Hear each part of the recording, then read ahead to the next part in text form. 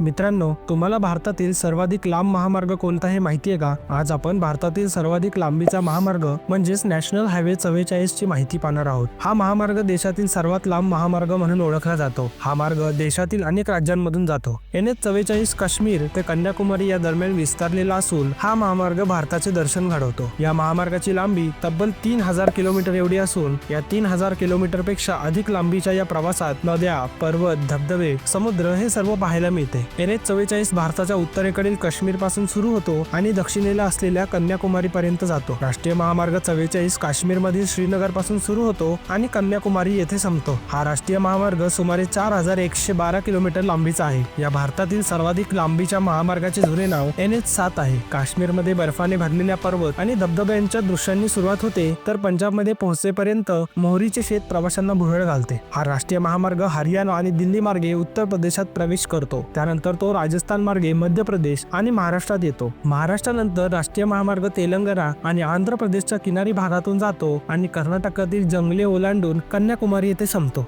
धन्यवाद.